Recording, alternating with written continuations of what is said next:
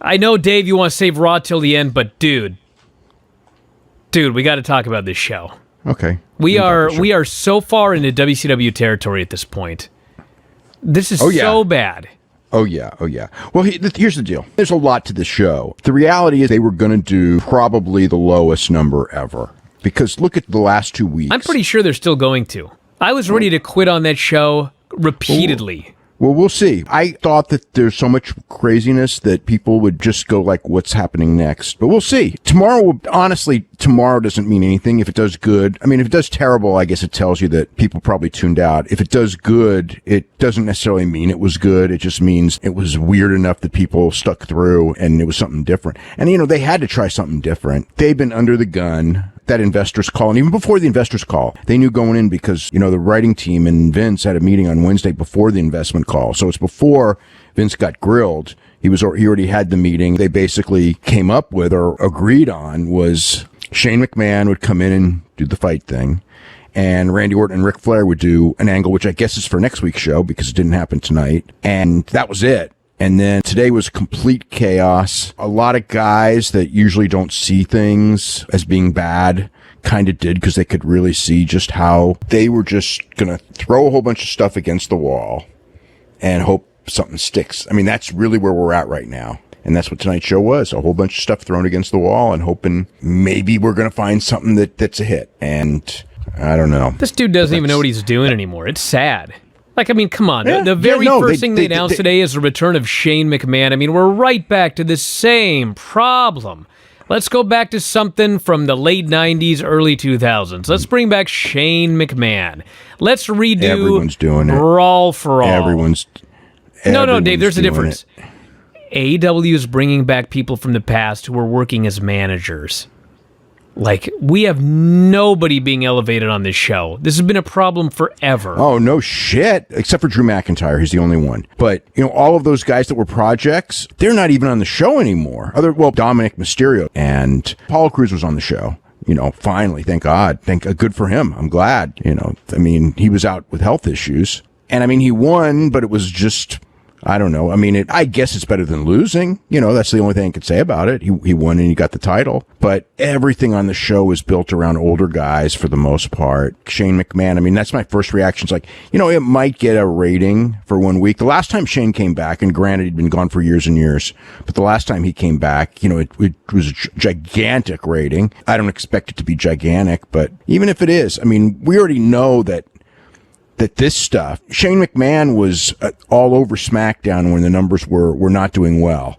Better than now, but, not doing well at the time. So we already know that this is not an answer. And to me, again, got to be building for the future. Somebody wrote this, and it's not the first time, but one of the analysts, basically said that it's been a succession of putting Band-Aids on, you know what I mean? And it's like a Band-Aid on a cancer, which actually was a Zane Bresloff line about when WCW was dying, and he goes we're putting Band-Aids on cancer. And that's where this is going. The only thing that's going to really turn this thing around is a long-term plan and not worrying about the ratings now and building around a whole new group of people. Well, you got to get rid of Vince. You can't have a long-term plan with Vince. It's impossible. I know it's impossible.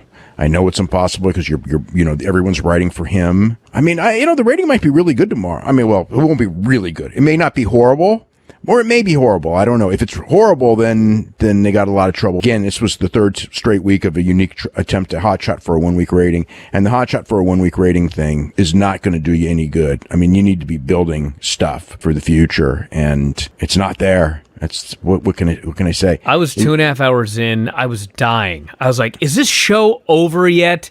And then Seth comes out and he's rambling on, and I'm thinking, is there a main event on this show? I have no idea what the main event of this show is. And there wasn't one, was the answer. There really wasn't. Back to the Fight Club. But, can you imagine a 3-hour show and they don't tell you, they don't have a main event.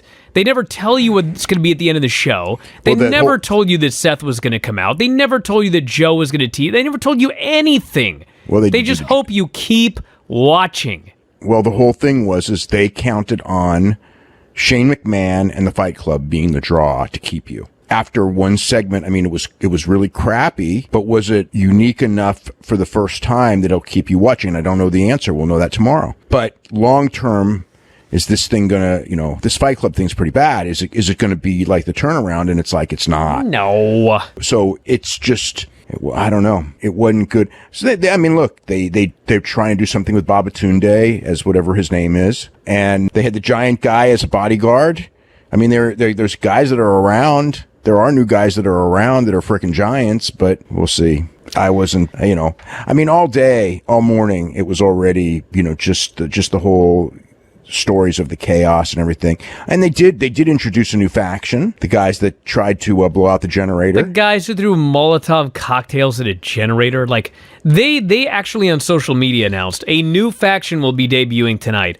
That's what they gave us, was some dudes dressed like all of the other ninjas, by the way. I mean, may just be the ninjas for all I know. Throw some cocktails at this thing, it lights on fire. It was in a 3-hour show. It was a 1-minute segment at most. It's like, and that's your new faction debuting? Wow, I can't wait for next week. Well, the other thing, too, is all of those, like, flickering outs of the mic and the made the show lights. Worse. I know it. It made the show look so Mickey Mouse, and then you do the storyline with it. It's like, that's the storyline for, like, all of this stuff. Look, they tried. No, the show was so sad. It was like just a crazy guy coming up with stupid ideas. He doesn't know what wrestling is anymore. He's just desperate for anything. A bunch of guys in black outfits throwing Molotov cocktails. I mean, come on. What is this? He's Fight Club. Like I said, he's throwing stuff against the wall, hoping that something's going to stick. It's exactly like WCW was from mid-1998 on.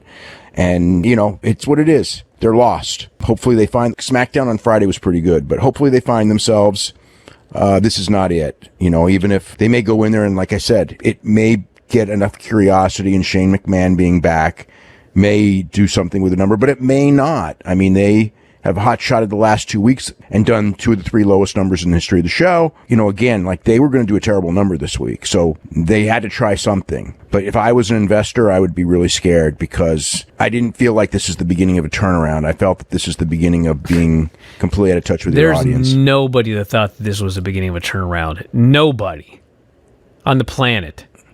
The show was so bad. Well, it wasn't all bad, but the overall... It was 95% bad. Drew McIntyre I wouldn't even say that. The overriding thing was absolutely bad, but the little bit of wrestling that was there was okay.